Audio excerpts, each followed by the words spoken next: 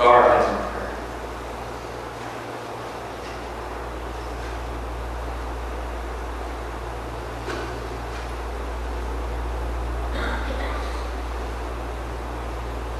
Lord Jesus, you are the living bread from heaven. Fill us today with your word so that we may find comfort in our sadness, forgiveness for our guilt, and guidance for our life. In your name we pray. Amen. The food was out of this world. The Israelites woke up one morning and they stepped out of their tents and on the ground around their tents was covered with dew. As the morning sun rose, though, the dew burned off, and there was something that was left behind, this thin, flaky substance. And they had no idea what it was, and so they turned to Moses and they asked, "Man, who? What is it?" Moses replied to them, "This food is out of this world. It's from God. It's bread from heaven that He's given you to eat." And so for 40 years, this is how the Israelites were fed. Every morning they would wake up and there was this manna bread that was on the ground that they were to gather up and prepare for themselves for that day. And every evening, God would send in a swarm of quail into the camp that they could scoop up with their hands and prepare for dinner. How did they get to that? Well, remember Joseph, right? Joseph, the great-grandson of Abraham, who was sold into slavery by his brothers, ended up down in Egypt, became second commander over all of Egypt, second only to Pharaoh. God used him to save the world at that time from a 70-year-long famine. And during that time, Joseph brought his family down to Egypt to live. They lived there, and their generations after them, for 400 years. Until the new dynasty of Pharaohs came along, this dynasty that knew nothing of Joseph and the Israelites. And the new Pharaoh that came to power was concerned. He saw these Hebrew people as a threat to national security, and so he formed them into work gangs and assigned work foremen or gang foremen over them who worked them cruelly and enslaved them, forcing them to do all kinds of hard labor, things like building the Pharaoh's storage cities and making bricks and mortar and doing backbreaking work in the fields. And they had to live under those conditions for 80 years until God intervened and used Moses to lead them out. 10 plagues and a Red Sea crossing later, God had delivered them out from underneath the hand of the Egyptians through the Red Sea, and they were on their way to the Promised Land. But it only took 2.5 months for them to start grumbling and complaining. Why did you lead us out into the wilderness to die? To starve to death? At least back home, back in Egypt, they had pots of stew for us. I don't really know how true that was. That's what they insisted on. They grumbled and they complained, and God listened to their complaint. Even though they were behaving like a spoiled child, God said, "Okay, I'll bless you. I'll give you this manna bread and to eat to gather up in the morning, and I'll give you quail at night." But it wasn't enough. They wanted more.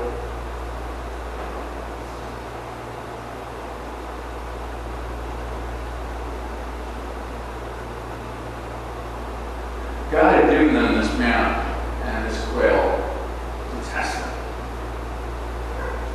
Would they be satisfied with this gift of grace that God was giving them, or would they complain? Would they hunger for more? Would they be unsatisfied and find more reasons to get upset with God?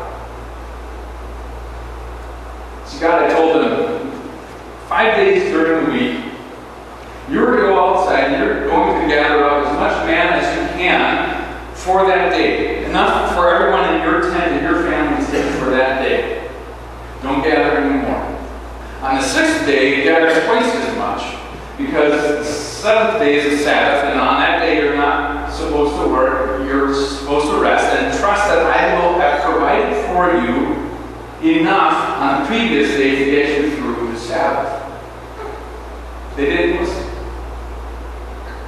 Some of them, during those 5 regular days, went outside of their tent and they gathered more than they needed. And at the end of the day, the stuff that they had left over was nasty, filled with worms, and smelled awful. They couldn't eat it. And the Sabbath rolled around.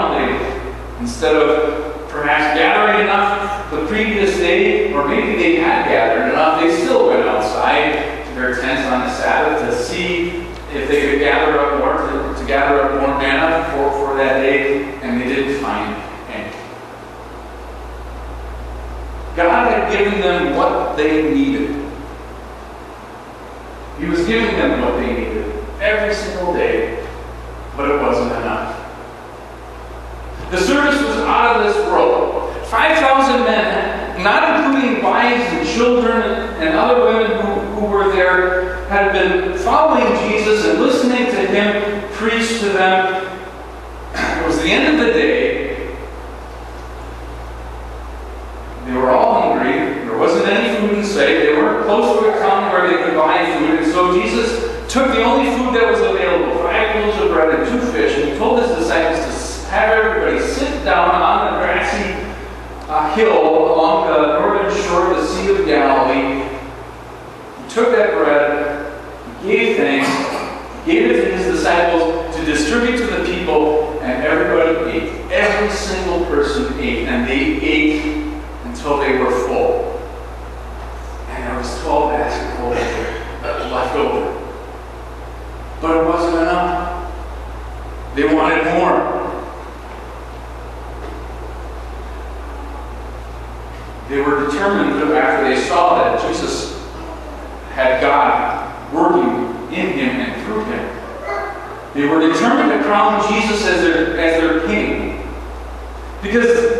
Not because they had seen in these miracles the fact that Jesus was the Messiah and therefore their Savior, but because they saw in these miracles, in that miracle, a means to an end. If Jesus could do that for them with bread, imagine what else he could do with the power that he had as God. Not only could he provide for them the way that the Hebrews had been provided for in the Old Testament, they could get all kinds of other things from Jesus as well. Jesus had given them exactly what they needed, but they wanted more. And so Jesus said to them, "Amen, amen, I tell you, my Father gives you the real bread from heaven and gives life to the world." You see, God hadn't sent Jesus into the world to make this world a better place. That's not why Jesus came. He didn't come to save us for this world. Even if Jesus gave us every single desire of our heart, it wouldn't solve the problem of sin. We'd still have family squabbles. We'd still have workplace inequality. We'd still have sexual harassment and racism and child prostitution. We'd still have to deal with our own sinful nature. That nagging desire that we have to battle every day that says, go ahead, just do whatever you want, forget what God says. And then we have to deal still with the guilt that follows after. And we still have to deal with death. Because after we die, we don't just cease to exist. Imagine everything good that God gives us in this world. In that existence, after death, there will be none of it. Imagine the worst things that have ever happened to people in this world. In that existence, there would be all of that, and more, and only that. But Jesus' salvation is out of this world. He suffered and died to pay for our sins. And he the dead to save us from that dead existence and that eternity in hell. You don't have to wonder how you're going to make it up to God for whatever sin you committed earlier today or yesterday or last week. You don't have to hang on to that guilt for which you have already confessed and repented. You are forgiven. Just as God delivered the Israelites from the hands of the Egyptians through the Red Sea and brought them into a covenant relationship with Him and brought them to the promised land, so God delivers us through baptism. He saves us in baptism. He washes away the guilt of our sin, and He brings us into a covenant relationship with Him, where He is our dear Father, and we are His beloved children. And He has a home, a perfect home, prepared for us.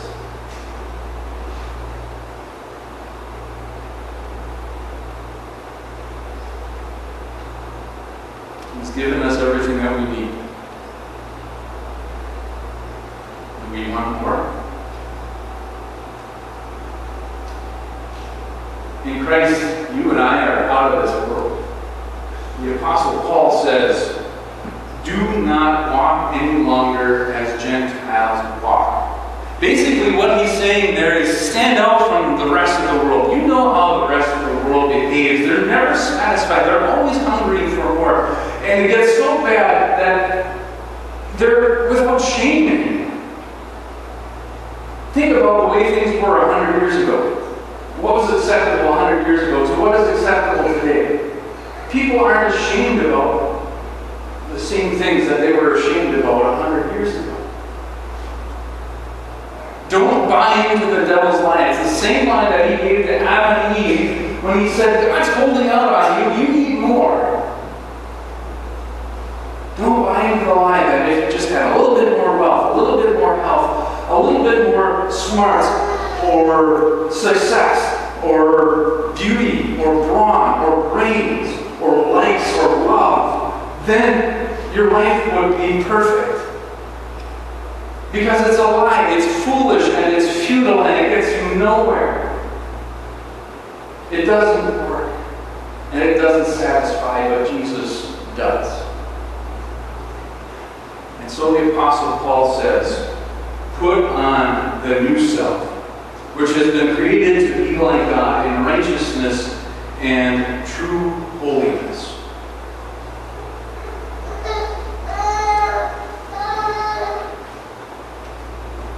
Pitcher of water. I've got 2 oranges. Orange and peel represents life in Christ. Orange without peel represents life without Christ.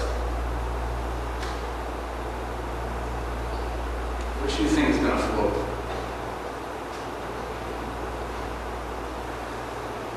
The world without Christ and filled with its shame thinks that as long as they have a little bit more, they'll be able to survive. But at the end, they always sink. In Christ, covered by His righteousness,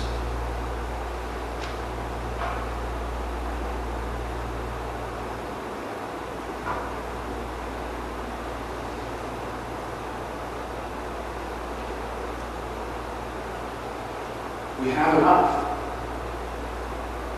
God gives us enough to get through life, to survive whatever trials and tribulations that come our way. And so the Apostle Paul says, put on the new self, which has been created to be like God in righteousness and true holiness. What does that look like? It looks like you and me every morning and every day peeling off those old clothes of sin and selfishness. It looks like us filling our ourselves with Jesus, the living bread from heaven, remembering our baptism every day in which God washed our guilt away.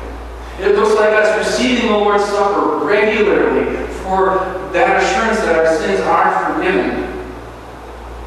Because in that meal, Jesus gives us himself. It looks like us rejoicing in forgiveness that we hear and that we read and meditate on every single day. And it looks like us putting on those new clothes that are created to be like God.